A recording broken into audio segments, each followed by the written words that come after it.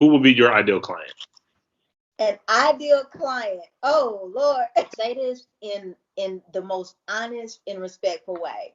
The ideal client is someone that has the money available not only to cover a down payment, but to cover closing costs.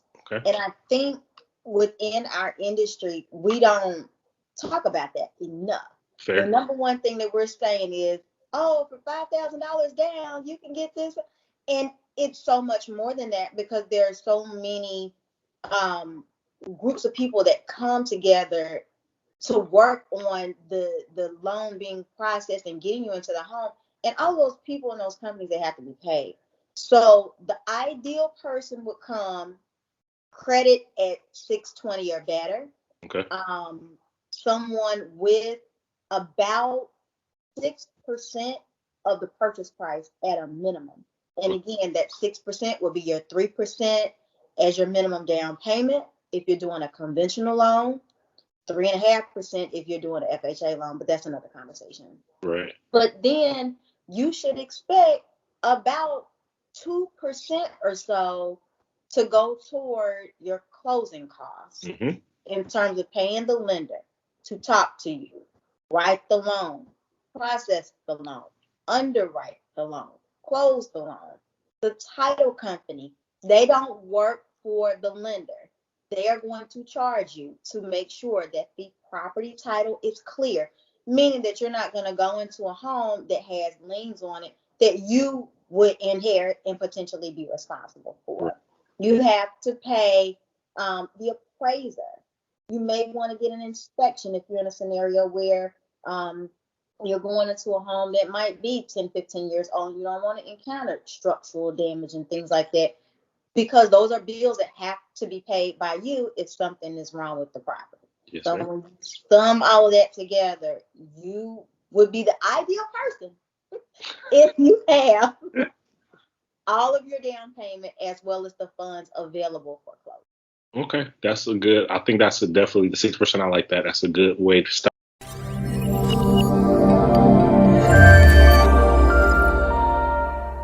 If you have a 620, is your DCI important? I guess is my question.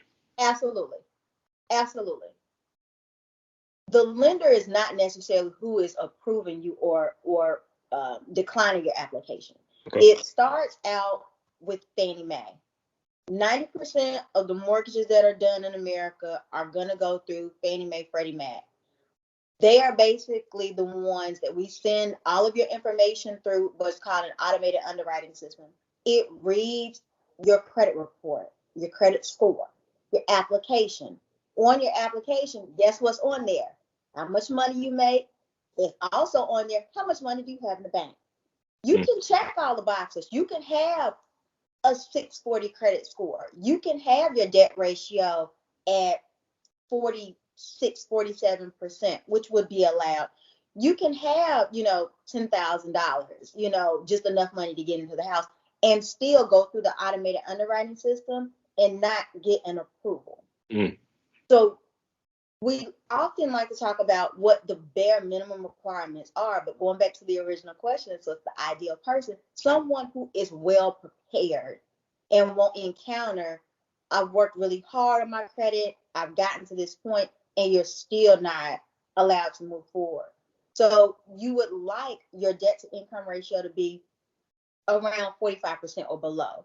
We can get approvals up to 55% sometimes, but don't put yourself in that position to wish and hope and pray that it might work out. Get your credit score up as high as possible. Pay down, your credit card debt, that credit utilization. If you have $10,000 in credit, you don't want to have $9,000 of that used up. So try to pay that down as much as you possibly can, because that automated underwriting system is reading that and is saying, oh, this person may miss a mortgage payment, in the next 90 days if we allow them to move forward.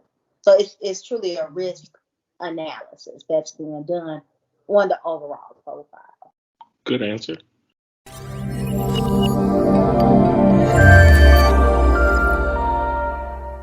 purchasing a home, how soon in the process should I reach out to a mortgage lender, or what's that kind of initial steps I should be taking to make sure I can be your ideal client? I'll honestly say within 90 days. The reason I say within 90 days is because a lot of people have a little bit of a misconception that having your credit pulled is going to make you have bad credit. And I literally say verbatim to the people, no, not paying your bills is what makes you have bad credit, right? So what I mean by that is some people are very sensitive about those credit pulls. It may ding your score a couple of points, but it's not going to take someone from good credit to having bad credit. Mm-hmm. That credit report has an expiration date. If you call me in January and I pull your credit and you don't find a house until September, I have to re-pull it because that credit report and all of that information has not expired and you'd be subject to additional credit pulls. So ideally, you don't necessarily want to have your credit pull and engage in that process if you are not ready to buy at that time. Okay. Realtors will say, hey, don't come to me unless you're ready, because it wouldn't make sense to have them show homes 6 months like you can't make an offer, so what are we doing out here? Right. And it's a similar stance when it comes to loan officers. We're more than happy to answer your questions, though. I'm not saying that. We love answering questions and kind of coaching you and getting you prepared.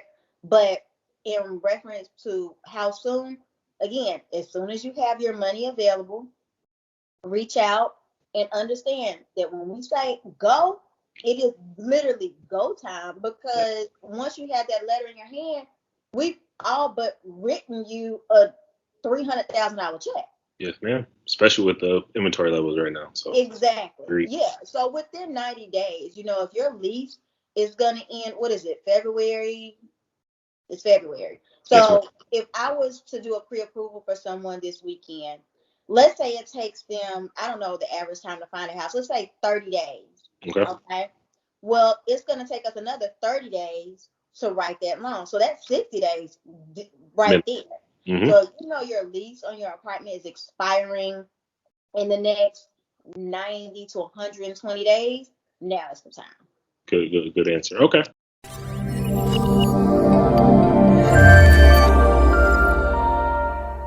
Having funds available for a down payment closing, do you offer a down payment assistance? And I guess if you choose to go that route, is there pros and cons to that?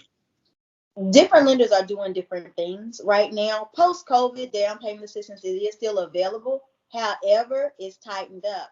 And a lot of things that people don't realize with the down payment assistance, is very important to read the fine print. Mm-hmm. Down payment assistance is not for somebody buying a $500,000 home. It's not. It is not. Down payment assistance may put you in a position where you're actually paying more in closing costs. Mm-hmm. Because those programs tend to be expensive and they have their own fees associated because they're outside of the lender a lot of times. Yeah. Down payment assistance programs are going to most likely give you a higher interest rate as well. So in some way, shape, or form, you're still paying it. It may not be as blatant, but it's still being paid in some way, shape, or form. It is available, however. I will always suggest to people to check with your local municipality, see what your local state, local county offers, and kind of take it from there to see if it's something that is for you. Perfect. Okay. And then really just one more question. So, wait, I have something to add to that. A lot of times the credit requirement is higher too. True. Very true. A lot of times the credit requirement is higher too. So if you're at a situation where it's a 620 credit score, you're required to have a 620 just to get a loan, down payment assistance is probably not going to work out. Good point as well. Thank you.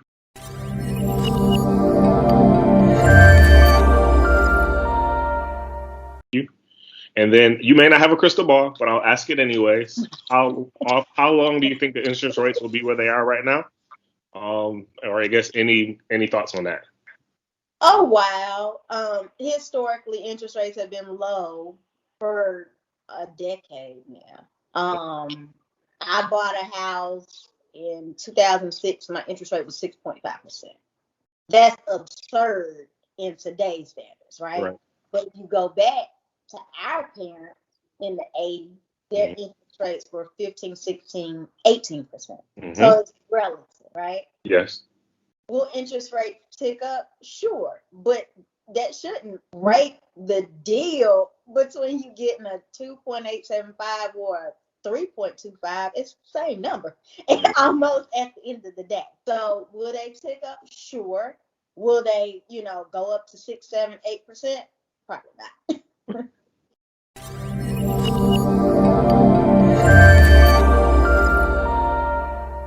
Obviously, the market is low inventory right now from a real estate standpoint. There's, I guess, a lot of situations where people are having 30 bids on one particular house if you're getting a pre-owned home. So what happens if an appraisal comes in low in these situations? And do you guys have, I guess, any guidance in regards to that?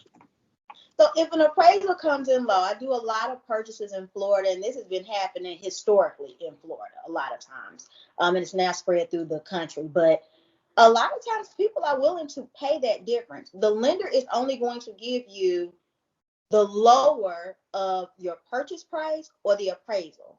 So if you put in an offer for $300,000 and your appraisal comes in at 280, we're going to take the 280. We're not eating the $20,000 gap.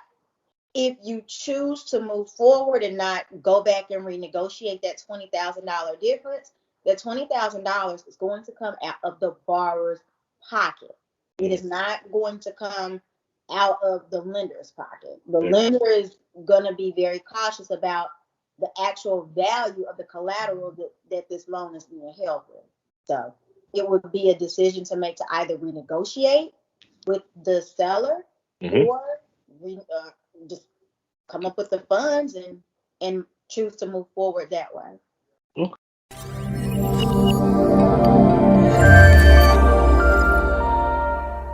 Us to know.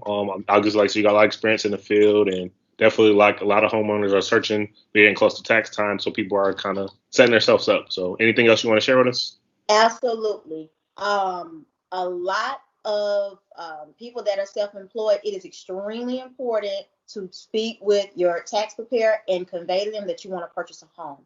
I cannot tell you how many people make lots of money, have money in the bank, good credit, ready to move forward, but because their taxable income doesn't meet the requirements that we need for it to be, they have to wait another year. This is the time now. If you're not going to move this year, that's fine, but at least prepare yourself. 1 year of taxes under your belt. So that way, you're not waiting 2 years. You only have this tax season and next tax season. So you're within literally 12, 15 months of being able to get the keys to your new home. So be very, very careful as you're talking to your tax preparers and your accountants and convey that message that you want home ownership in a relatively short period of time. Bite the bullet, pay the taxes, and get the keys to the house. Yes, ma'am. Get the keys to the house. That is the goal. After you're in the house, we're not going to come back and ask you for your taxes again. So take advantage of this time frame. Make those plans. Like I said, don't call after you file the tax and say, hey, I want to buy a house and I've calculated your taxes at your income at $30,000 for this $400,000 house that you want. It will not work in your favor. And now, instead of looking at purchasing a home in 2022, you're now talking about 2023, 2024. Fair enough. Good. Lots of good information. Thank you so much. Is there a particular way you want people to reach out to you, or you want me to get them come to me to get to you? Either way is fine. I am the mortgage boss, the_mortgage_boss, BAWSD on Instagram. And I'm happy to answer your questions. Shoot me a DM. I'm happy to set up a conversation with you and go through what I consider a professional consultation. I prefer not to just do stuff in the DM because there are lots of questions that I can't just ask and have a yes or no answer to. We have to expound upon those things just to make sure that we're diagnosing the situation appropriately. Perfect. Well, thank you so much for your time. We'll definitely connect with you soon. Hopefully, I'll send you a few more buyers. So thank you. Thank you.